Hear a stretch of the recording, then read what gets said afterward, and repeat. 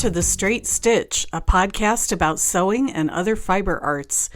This is episode 130, and my name is Janet Szabo. I'll be your guide as we explore all things sewing. We are officially in the second half of the year.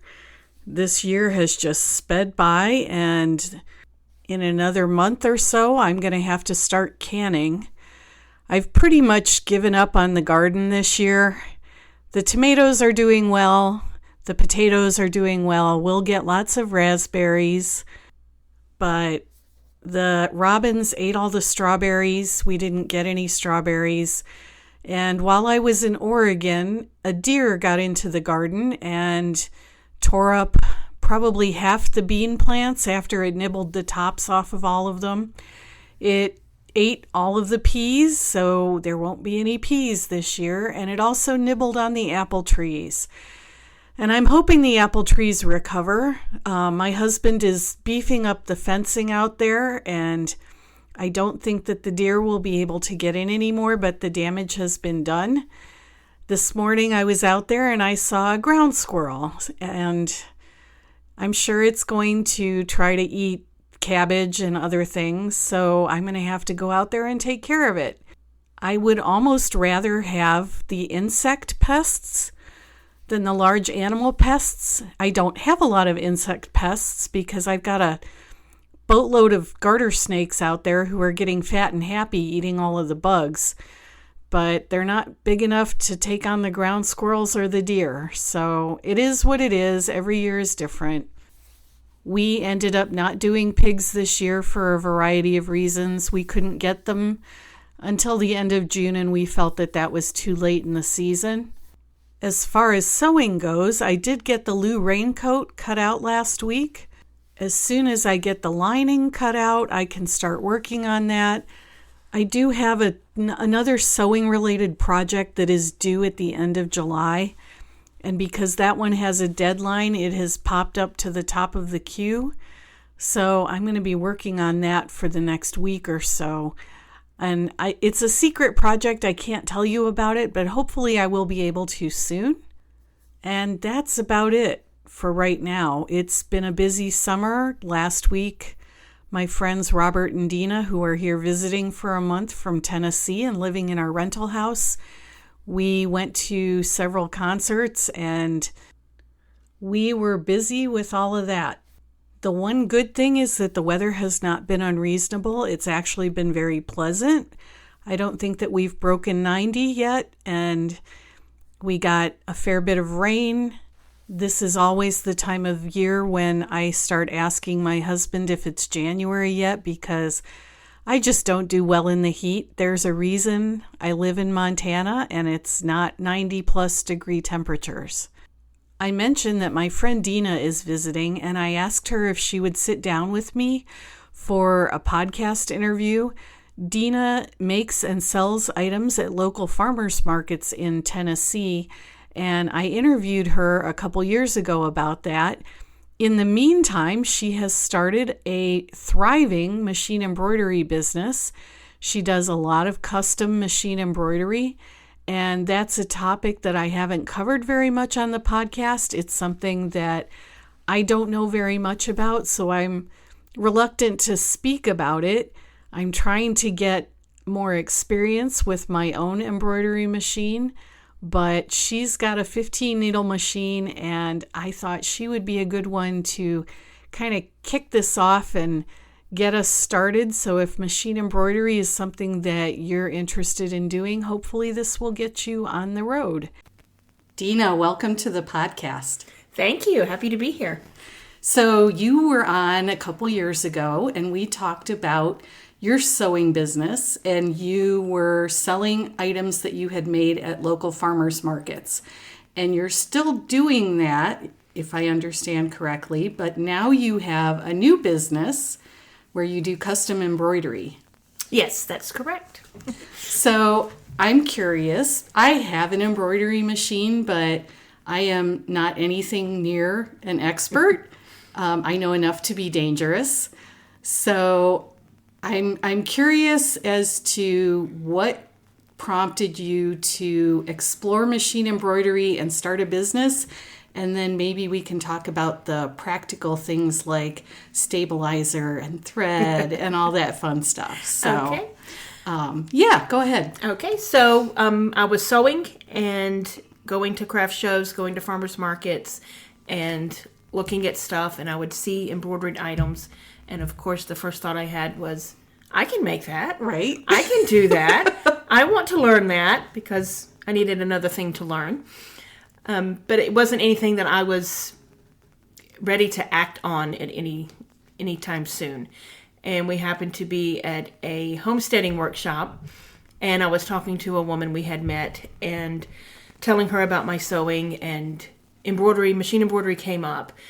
And I said, yeah, that's something that I'm interested in, getting my feet wet on. And she said, well, I have an embroidery machine. You can borrow it and see if you like it before you go out and spend money on one. So, of course, I took her up on that and borrowed her machine. And in no time, I thought, yes, this is my thing. I really like this. And, I'm ready to get my own machine now. That is such a homesteading thing. Here, I don't know you, but borrow my machine for a couple of months and try it out. Right.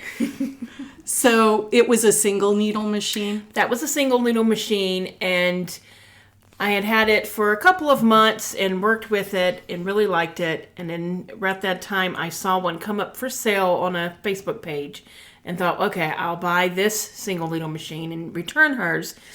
And got that single needle machine, and it was used and basically wore it out with everything that I was trying to do with it, and outgrew it very quickly and thought, I think I need some more needles. This isn't quite enough. I need bigger and better.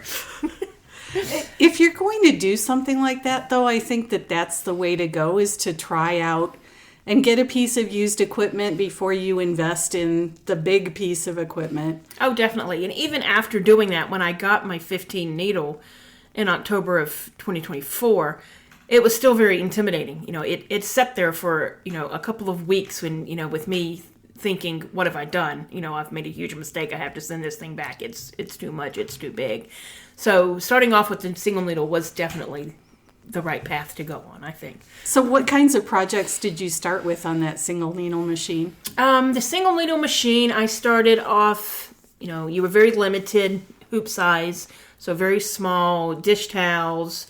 I did start doing I would do some tote bags, and then there towards the end, I figured out you could get the multi-hoop thing where you could move the hoop over, and I started doing shirts, and that's when I fell in love with doing shirts, and I think that's pretty much how I wore it out, was trying to do all the shirts that I was doing. Did you look at YouTube videos? How did you kind of get up to speed on it? Definitely lots of YouTube videos, lots of tutorials, posting in machine embroidery groups on Facebook whenever I had a problem, help me please, and got lots of help with that. So definitely trial and error and figuring it out as I went along. So talk about your big machine. It's a 15 needle. It is. It's a Smart Stitch 1501. Like I said, I got it in October of 2024. Was very intimidated by it.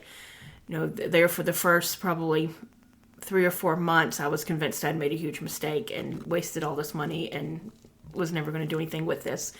And finally faced my fears and got over the intimidation and fell in love with it. And have been using it nonstop ever since then. So let's talk about things like needles. Your machine has 15 needles. It does. There's 15 needles to thread. Are there specialty needles for that machine? There are. We have different size needles, just like sewing machines. But there's different sizes you can still get. The standard size that comes with it is 7511s. Mm-hmm. And then I have purchased 65 9s to do some logos, some very small fonts with. And then what about the threads? Do you have a particular kind of thread that you like, or? Well, my machine is made by Smart Stitch, and they also manufacture a thread line and stabilizers and all of that under the Bro Thread name. And so those came with my machine, so I've started off using those, but I've slowly started switching over to some with the Madeira threads. Especially the black and the white. Black and white threads, my machine doesn't like those. So I've been trying to play to find a brand that it likes. Yeah, machines can be particular that way. They can. Let's talk about stabilizers, because that's the thing that I always get hung up on. Exactly. It's kind of like interfacing. Yes, it is like interfacing. There's so many different kinds. And with me, again, it was just trial and error. There was, all these things. I would listen to what different videos said or what people posted about. I learned very quickly the golden rule of if you wear it, don't tear it. So don't use tear-away stabilizer on anything that you plan on wearing. But you can play along with play around with the weight of your stabilizers, how many layers you use. With very dense designs, I'll use more layers of stabilizer. There's the wash away stabilizer to put on the top when it's anything like a towel or a blanket, anything that's going to be thick that your stitches might get sunken into. The tear-away stabilizer I use for towels and anything that you're not going to wear like that. And then there's also a sticky stabilizer that you can use, and it has a peel and it's very sticky for small things that might move or anything like that you can just stick to the sticky stabilizer. Yeah, I've discovered that you really do have to experiment quite a bit. You do. Yeah, when I have a design and I do it and I think, oh, that doesn't really look quite like I wanted it to, and then I'll play around with it, do it again, but change this in the stabilizer or do this, and it's like the difference in it is amazing, So talk about that lab coat project, because I think that's a great story. Yes. This past Christmas, I had a customer who had bought a lab coat for a friend and wanted me to embroidery her name and all of her initials at the end. And it was, had to be a very fine font. And I was having major issues with getting the font to look clear. It was, when I would embroider it, it would almost look blurry or fuzzy because it just wasn't stitching good. And I posted in several Facebook groups and got some good advice. And it was like a stretchy, spandexy type coat. So that added to all my drama. And ended up, I had to use a higher weight thread. So I ended up using my 60 weight bobbin thread as my main thread. And I changed my needle size to the 65.9 and added more stabilizer and added a wash away stabilizer on top. And it finally got to where I was happy with the end result. Wow. But I have her name and initials stitched in a lot of my leggings because that was my practice fabric. That was the closest thing I could find to her lab coat. You do what you have to. That's right. When you started, because you were already selling at farmers markets, is that where you started selling your embroidery? Yes, projects? I would take a few examples and put out and at least get the word out that I was doing that kind of thing. People would see it. Oh, you can do embroidery. I have XYZ. I need embroidered. Could you do that? And so then I started doing some custom embroidery like that. And with that, there's always a risk when anytime a customer gives you something to embroidery, you're definitely taking on a risk because if you run it, you're out lots of money now. So some people won't do that at all. But I do, as long as it's, within reason. And I have a good customer base that are very good repeat customers. And, they trust me and listen to me. And there's things that, I might make a mistake, but I've learned very creatively how to hide it. I can stitch something else. I'll add a heart here and no one will ever know. When you say repeat customers, are they bringing you... I would imagine it's a lot of baby items that you get requests for. Most of my repeat customers are moms with little babies or little kids or grandmas with babies that have different, especially seasonal holiday outfits or shirts they need made, or go into a Disney trip or something like that they need things made for. So most of my repeat customers are parents or grandparents that are getting stuff for babies. So I get to make all the cute baby things. You've done some puffy. I have played with the 3D puff. Yeah, that's what it is. And you just put a piece of craft foam down over top before you stitch, and it just stitches over top of that foam. And you have to it has to be specially digitized for the foam because it's a lot more stitches, longer stitches to hide the foam.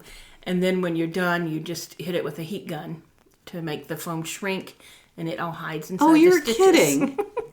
Yeah. Oh, that's so cool. But you have to play with your machine. You have to tighten your tension on your machine to get it to do right. If not, it will do what bird nesting. It will get big clumps of fabric underneath your whatever you're embroidering, right on top of your bobbin case. What's the most unique item you've embroidered? Is it that lab coat?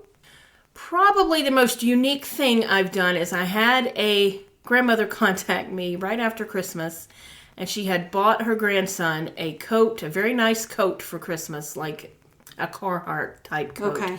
And he had worn it to school to welding class and had burnt it. And so it had a nice hole in the front of it. I am so familiar with that.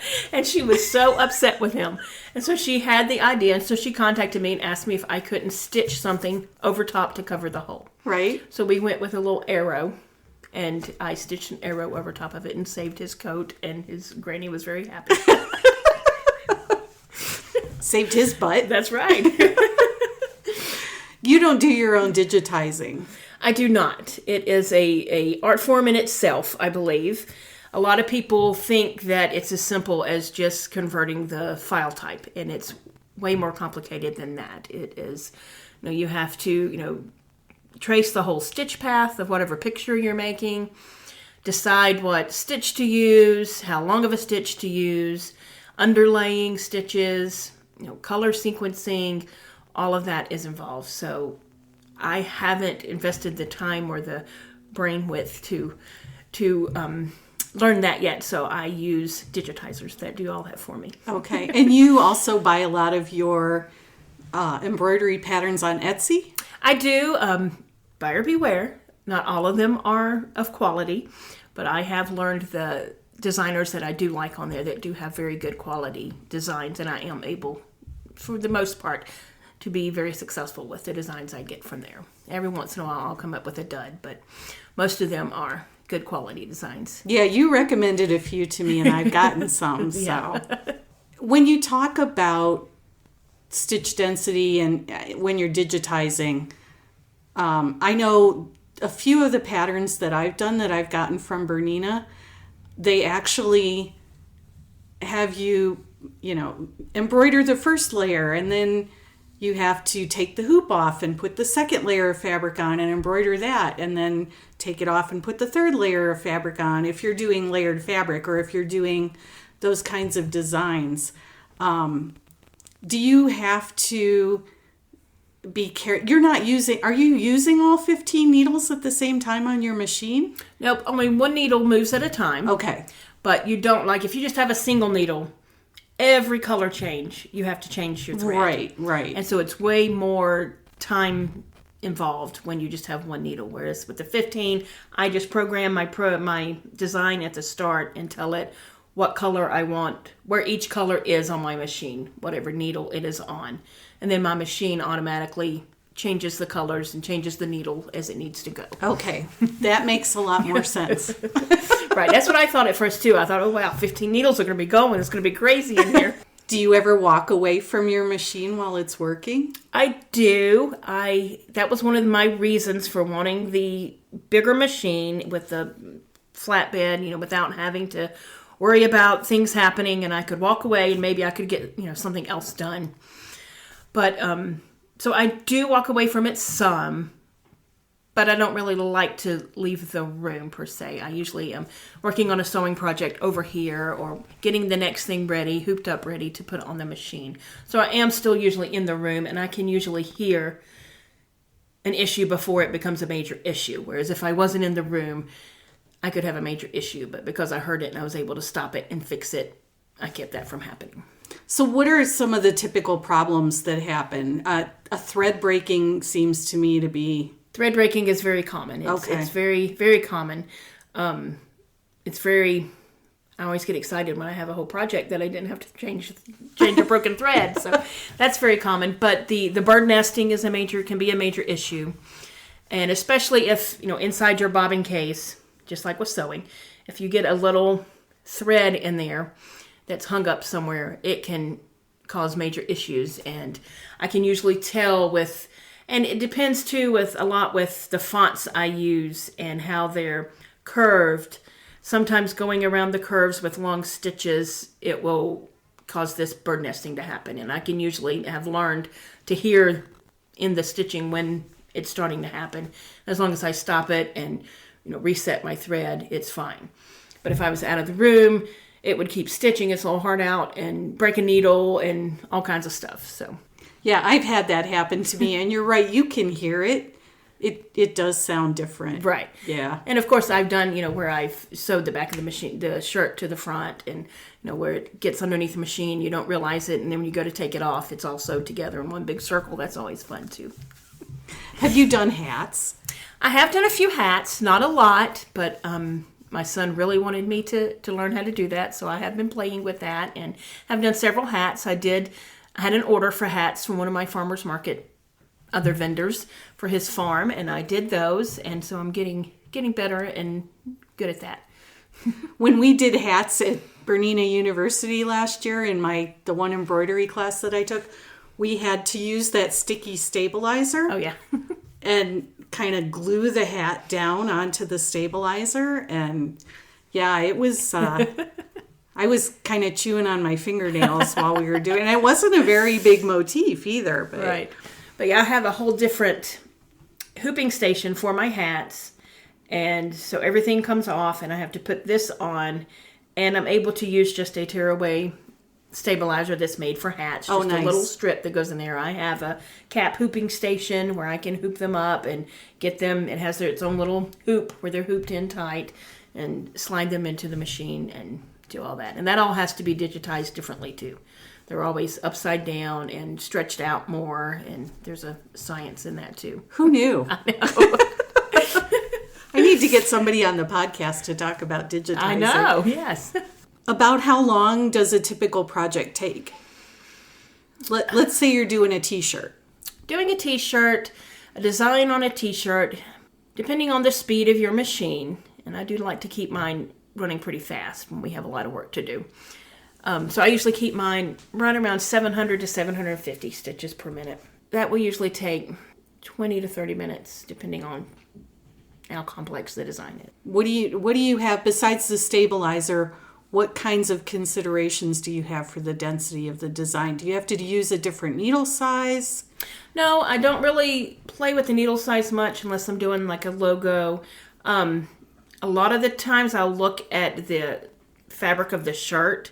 Like a thinner t-shirt isn't going to hold a big, large density design. Okay. It's just not going to take it well, no matter how much, you'd have to use so much stabilizer. For the large density designs, the sweatshirts are really the best way to go. They hold those a whole lot better. So I try to save the t-shirts for more simple things. They do applique very well. Just a simple, fonts or anything like that, they usually can handle that well. But anything that has a lot of density involved, I usually like a thicker shirt or a sweatshirt. Okay. I'm laughing because I'm remembering when you do some custom items where you use baby onesies. Yes. Oh, yes. And we know someone who didn't know what a onesie was. Yes, definitely. But yeah, those are my mama shirts. They're one of my favorite things to make. Mamas give me baby onesies or baby blankets or outfits, and I cut them up and use those for the inside of the letters. And I do mama, or I've done grandma, all the grandma names, daddy, anything like that. And so it's a nice little keepsake that they get to wear and have. And I think those are really cool and special. Yeah, those are cute. And I should say that the person that we're thinking of, that we're laughing at, is a guy. Of course. And doesn't have much experience with babies. But so what are the typical items you sell at the farmer's market? What are your biggest sellers? As far as embroidery? Yeah. Seasonal shirts, especially at Christmas, fall and Christmas time. I sell a lot of those.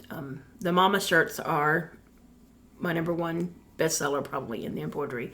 I have some embroidered aprons that usually go well. I don't do a lot of the embroidery dish towels, but usually any embroidery baby items, which it's harder to sell those at a market because most people want them personalized. Sure, yeah. But every now and then I will sell, a cute bib that just has a cute saying on it, or a bear or something like that. We'll sell. So, but definitely I'd say shirts, sweatshirts, seasonal sweatshirts, mama shirts, and the embroidered aprons. Okay. So what advice do you have for somebody who wants to start machine embroidery? Obviously, don't jump in and get a 15 needle machine. Right, yes. But how do you know when you're outgrowing a single needle machine? Usually when you're getting frustrated with having to change your needles so much, your color so much, when you're doing more complex designs and you have more colors, if you're getting into any type of production and it's taking so much longer to get one thing done, those are times when I would start thinking about moving on to the bigger needle. Or if you find that there's other things you'd like to make that you just don't have the hoop size, you're limited in the hoop size on your machine. And then I actually think that the bigger machines, once you get used to everything, are easier because you don't have as many hooping issues. You don't have the neck of the machine and everything to worry about. It's all pretty flatbed, and you don't have that to worry about. The hooping can be much easier, especially with Mighty hoops, the magnetic hoops. I'm a big fan of those. Oh, yes. I love magnetic hoops. Yes. And I have a Mighty Hoops hooping station that, for hooping my shirts, and it makes it so much easier and all of that. So what does a hooping station look like? It's just a little slanted board, basically, that, is kind of shaped like a, collar and a body, and it has all of the measurements on it, and you just put your shirt on it. First you put your stabilizer down. It has little clips that hold your stabilizer and your hoop, and then you slide your shirt over it, and you can, if you're doing a logo, it will even tell you by the size of the shirt where the logo, what numbers you need to line up for the logo to be in the right place. Oh, wow. Or if you're doing just a design on a sweatshirt, you just put it on, you make sure it's all centered and everything, and then throw the top hoop on, and you're ready to go. So you don't have all of the area for errors that you do when you're trying to do it by yourself. Yes. And when you're measuring and... Right, yes. Yeah. Yeah, when I would get all done with the shirt, and, this is going to be great, and, it's crooked. Right. Well, I'm inspired to go use mine. I don't know if I'll get to it this month, but it's sitting up there and it's kind of lonely. Have you used any specialty threads? I do have some. I bought a thread kit from the Bro Thread, and it came with some variegated threads. Yeah. And I did try using those one time, and it didn't go well. But I haven't played around with them. I haven't troubleshooted and seen what needed to be done to make those work well. Yeah, I haven't tried any either. I've mostly stuck to just regular embroidery thread. Yeah, there's so much you can do with them, though. I have done some quilting on mine. Oh, cool. So you can do, edge-to-edge quilting, and you can find all kinds of quilting designs. Like my mom had made a Lion King baby quilt, and so I have a lion design that I stitched through it. Oh, wow. And I did a t-shirt quilt last year for my son's fiance, and I put, music notes all around it as the quilting in it. And so that's been fun to do. So when you say you're machine quilting on your embroidery machine, you have to move the hoop, right? That's right. It comes with a big, what they call a sash frame, which is a huge aluminum frame. So I stitch within that, and then I have to mark it and move it over to do the next piece, the next block. So I probably have to move it quite a bit to do a full-size quilt. Most of the ones that I've done have been baby quilts or a lap-size quilt. Okay. So it hasn't been too awfully bad. But if you don't free motion quilt, or you don't want a free motion quilt, that's certainly a way to... Yes. The software, there's a lot of software for embroidery as well. Embrilliance is one. Okay. They have several levels of different types of software you can get. They have one that's a free level that doesn't do a lot, but it gets you addicted to it so that you want to buy the next level. So that's the one I use is Embroidery Essentials. And I can create all my files on there. I can import different images onto the same file and add my fonts and all of that. And then I also use their Alpha Tricks, which is a font organizer, because I'm spending so much time going through my long list of fonts and going, yeah, no, that's not it. No, that's not it. But now I have them, I can search and I can have them all grouped and find them very quickly. And they also have a Stitch Artist, which is a digitizing. And then Hatch is another well-known name. So both of those have a lot of the same type software that you can use for that. I haven't looked at those yet. And then with those, I can my machine does have Wi-Fi capability, but our internet isn't reliable enough for it to work effortless. So I usually just put it on a USB drive on my laptop and then stick it into my machine and upload whatever designs I've created and go from there. It's fascinating to me how the technology advances because, and people who were doing this 30 years ago could probably talk about even more primitive techniques. But, right, yes. You used to have to put a CD-ROM in the drive. Right. And, yeah. Yeah, they used to come with their own little cards that you could, like little SIM cards, right. Like you plug in. Yeah. And now we all just use the thumb drives. Right. So you wonder what the next thing is going to be. Right, definitely. Yeah. Yep. A lot of people, speculate with AI, if eventually you will be able to almost auto-digitize, if AI true, would be right. able to do some of that and kick in with that. So yeah. we'll see where that goes. Yeah. Well, thank you. Oh, you're welcome. Thank you for having me. Oh, yeah. It's always good to talk to somebody who knows more about these things than I do. So I appreciate it. No problem. If you're interested in machine embroidery or if you're doing machine embroidery and wondering if a larger machine is in your future, hopefully some of that information will be helpful for you. And thanks to Deana for being willing to sit down and chat with me about it. I know I ask a lot of ignorant questions sometimes, like, does your machine use all 15 needles at the same time? But that's how you learn. Thanks to everybody who has sent me feedback in the last week or two. I am trying to catch up on it. Being gone throws a wrench into my schedule. So it may take me a couple of days to get back to you, but I will try and answer everybody's emails. If you want to give me feedback, the best way to do that is to send an email to janet@janetzabo.com. You can also leave a comment on the show notes page or use the fan mail feature. I appreciate the Apple Podcast ratings and reviews, so keep those coming. It does help other people to find the podcast.